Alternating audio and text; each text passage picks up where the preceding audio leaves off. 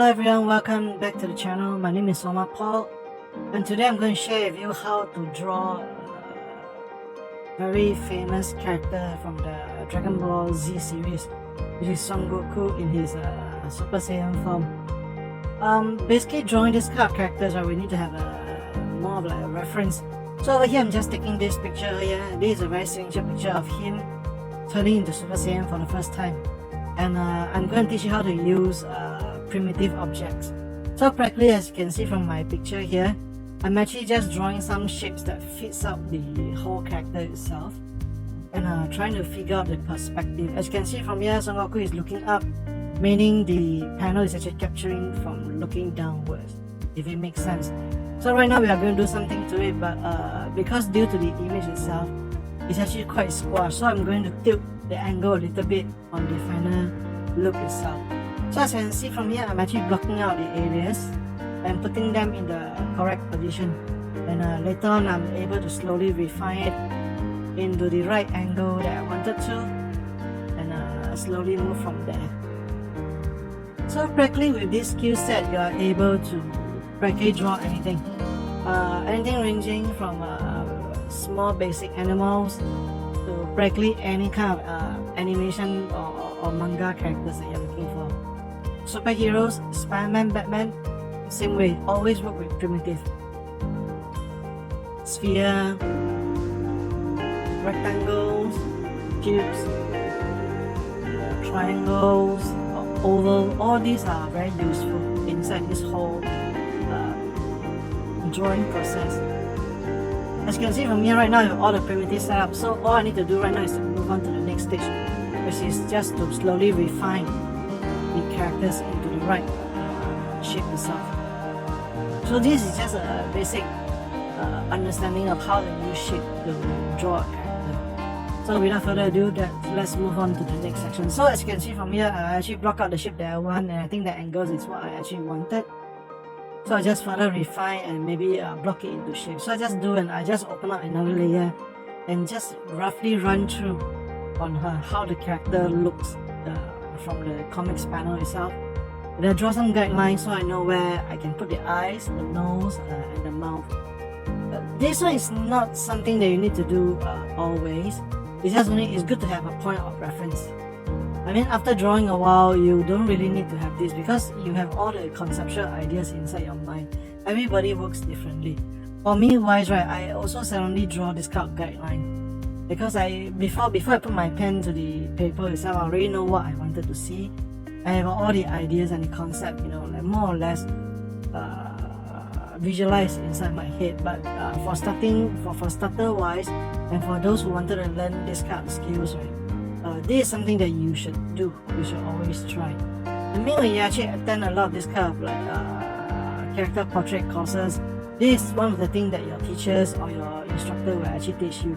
It's a valuable skill because it will show you how to put into perspective. So as you can see from here, this is more or less the final rough cut that I wanted to see. So right now I just go inside and bump up a little bit of the so-called the details, and to refine the lines a little bit before I go inside and fill with ink. It's a very basic picture for this. So practically right now, when you are actually sitting in front of the TV or the computer, you can just take out a pen and paper and you can try to do exactly the same thing. You will be able to achieve a similar effect just through this very basic practice. And of course, I'll be able to show you more as this series continues. So do let me know inside the comment on what kind of characters you wanted to see. I'll pick up characters which are, the lines are more simple, easy for people to follow, because for the artwork of Mr. Akira Toriyama, the creator of Dragon Ball, he likes to work with very simple shapes. There's a few reasons why. The first thing is it allows him to create a manga more easily, because during those days, right, he's releasing chapters in a week, and that's why their workload is a lot. So if you have tons of details or tons of very detail heavy characters, right, you will eat a lot of his time.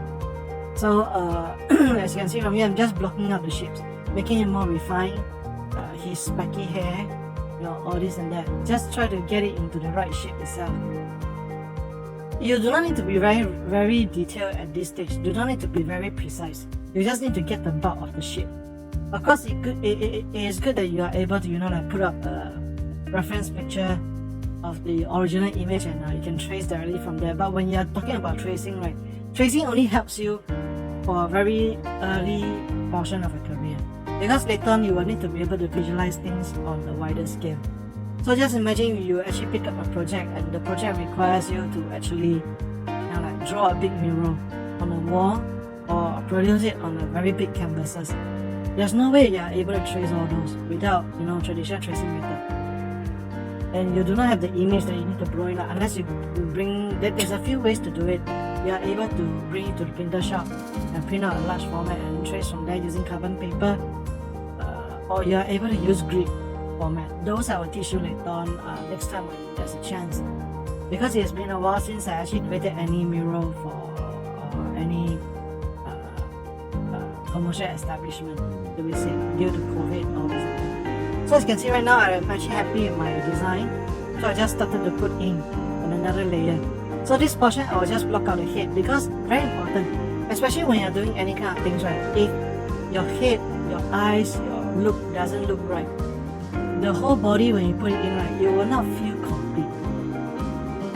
A lot of my peers or fellow artists or mangakas, or people who is actually interested in making comics or draw comics, right? Most of them will always start with the head, because you are able to visualize, because where the head moves, where the eye sees, is usually where the body will follow. So always make it a habit of making sure that the head is at the right angle and according to your sketch itself, and then after that slowly fill up the rest of the details itself. So here I am just giving a very detailed like stroke in the way I draw, because like what I say, Mr. Akira Toriyama's artwork is very unique in a sense that he likes to work with very blocky and very blocky shapes. So for myself, right, I like those kind of sharp edges more. So for my rendition of this classic pose Son Goku, I will put a little bit of my own take on it. So it will not be 100% direct copy of the original artwork. It will still be there, the feeling will still be there, the vibe will still be there, but it will not be 100% his. Because at the end of the day, I want you all to build your own type of style when you're drawing, or especially when you're taking commission work and your client is asking you whether are you able to like draw certain characters. You will let them know. Unless you put a paper on it and trace exactly the same, there's no way that you can replicate 100%, no matter how good the artist is. That's how it is, because different people work different way, different people have different perspective. So you need to tell them, and then this also allows you to build your skill level in terms of drawing and creating artwork like this. Because for this type of artworks, right, you are basically able to create something as a birthday gift for a friend, family members who like Japanese manga or animations. I think maybe for the next lesson, right, I will maybe try to do something for Spy Cross Spy, or maybe Spy Family. Yeah, I actually forgot the name itself. So apology to the fans itself. Maybe I'll try to draw Anya, the very cute little girl inside, as the next chapter tutorial. So as you can see right now, I'm just cleaning up the shapes, putting up the portion which I wanted to, and once I'm happy with it, right, then I'll move on to putting down the black ink on the clothing itself. Because inside the manga, right, the Mr. Akira Toriyama seldom use shadings, or he seldom use those kind of we call shade papers, I forgot the actual terms for it, because it's been a long time before I used it before. It's been so long. But in order to cut down on production time, most of its characters, right, is all black and white. Very seldom you will see grey. So how do you achieve the the effect of like being clear and letting the character pop out of the panel. There's a few tricks that he do. First thing, he will add on details, and second thing, he will use a lot of black in order to break up the monotone look. So one character you might see, like for example, if you're talking about Frieza. Frieza itself, right, on the top of his head there will be a purple color dome. On this solar plexus of his chest, you will have another purple dome.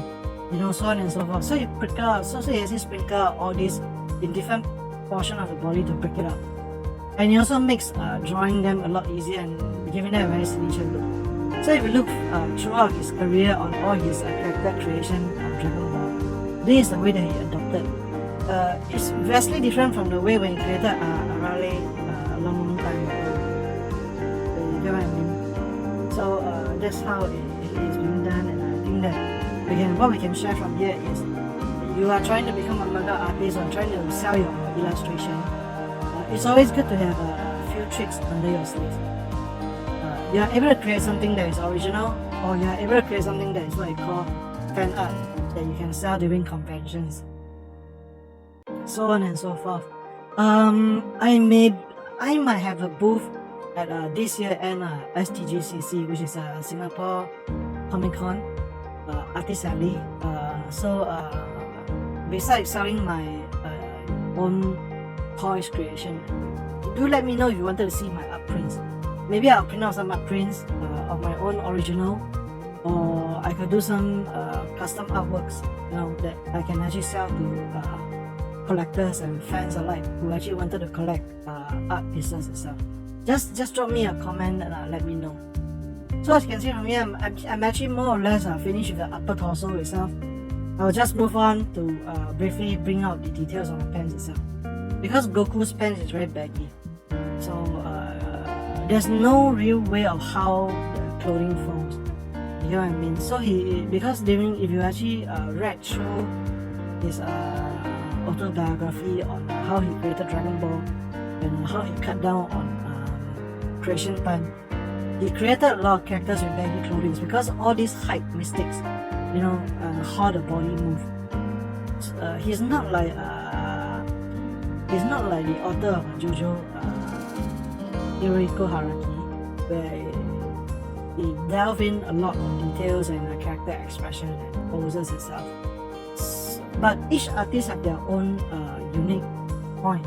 And for Dragon Ball, it's something which practically anyone can just pick up a pen and paper and draw it. So that's the exercise that I wanted to bring to you all. You all can sit down and have a cup of tea and follow on with this simple instruction. Build up the framework from primitive objects and then slowly fill out the details.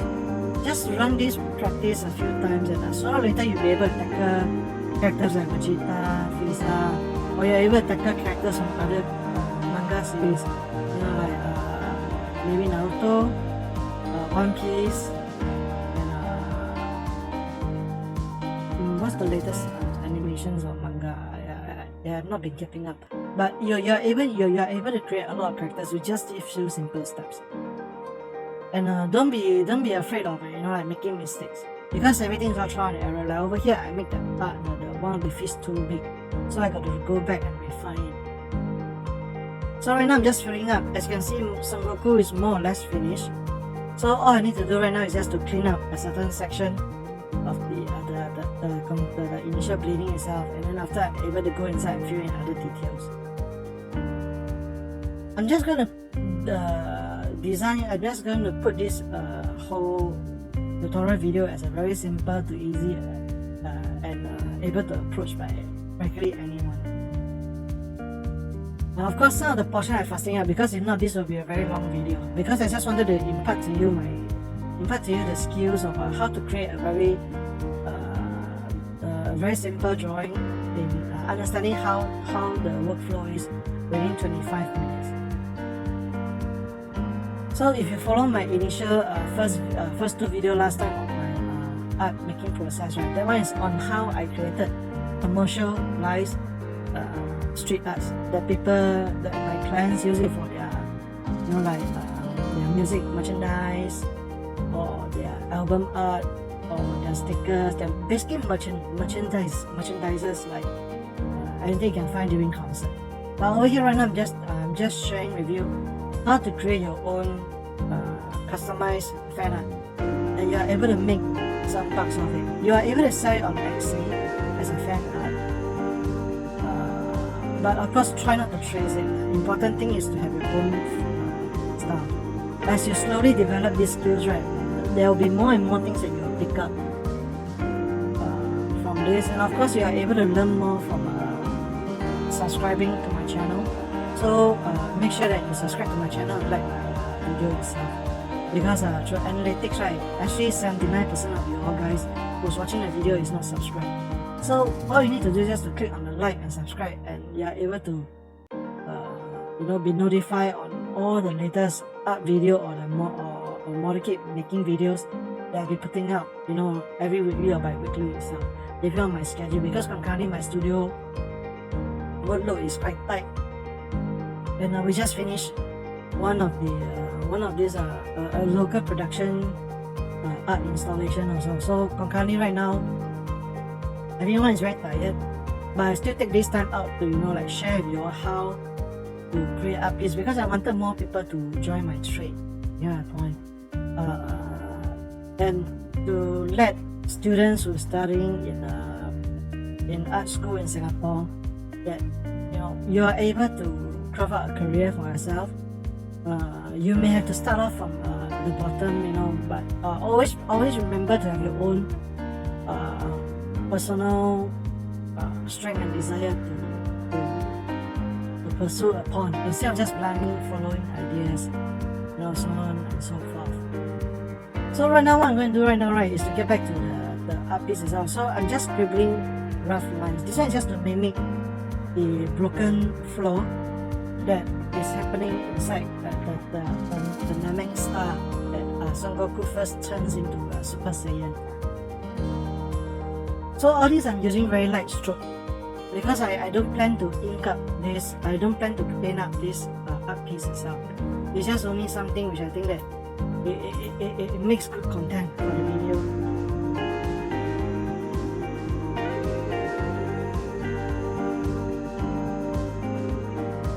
So right now I'm just scribbling, doing some scribble line to make sure that the whole floor look like beaten and battered, adding some shadows. As you can see from here, I'm paying very strong homage to the original art piece. If you take a look at the original art piece that I had at the very start of the video, all these lines there, but it's not 100% accurate because I still want it to be my own fan art. So once this is done, I will go inside and I'll start to create the other effects that is needed to bring this art piece to life. So I'm going to create a fiery effect. If you notice from the original manga, right, this fiery effect only started initially when Goku turned into Super Saiyan for the very first time.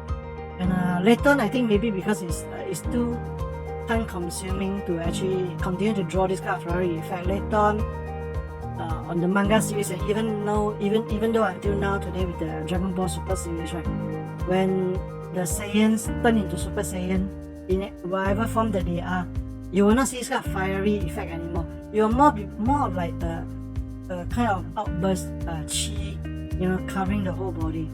So this is what makes this unique art piece so different, this pose so different.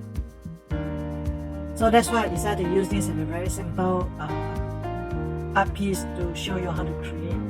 So once I finish with the fiery effect right now, I'm just going in to add in the scars that happens on Goku, during the fight with Frieza.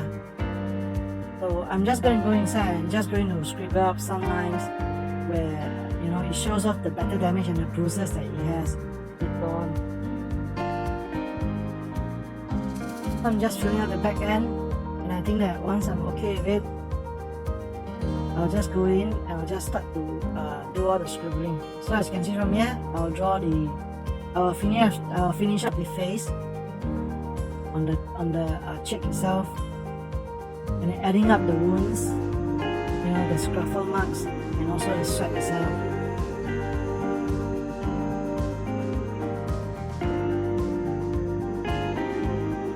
At this section, you do not need to pay attention to the line. You just need to be crisp and also need to be straight. You know what I mean? Meaning once you put your pen down, you just strike it as per what it is.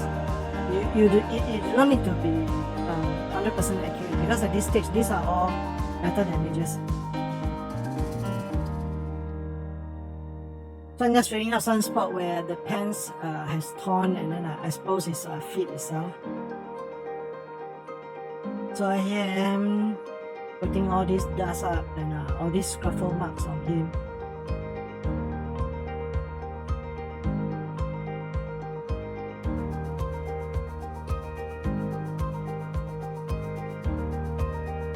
So I hopefully through this series itself, right, I hope that you all are able to pick up something, and also your overall support also, because being a content creator is not easy, especially I'm doing this as a part-time.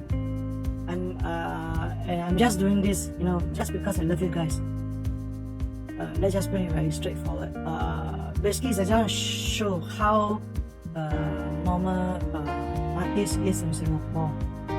And especially for artists who is doing in the art and culture, and I mean in street arts and street pop culture, like we don't really have much of.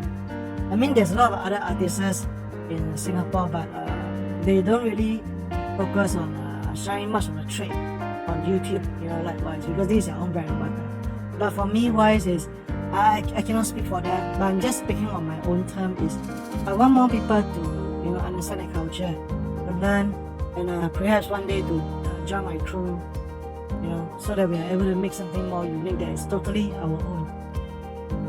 That's my whole reason of creating the YouTube channel, to share with you how I draw, how I make art, and everybody, you know, might be able to walk away, you know, with something after watching the video or after watching the series. And I hope that this series will prove importance enough that people will be continue to stay tuned to it.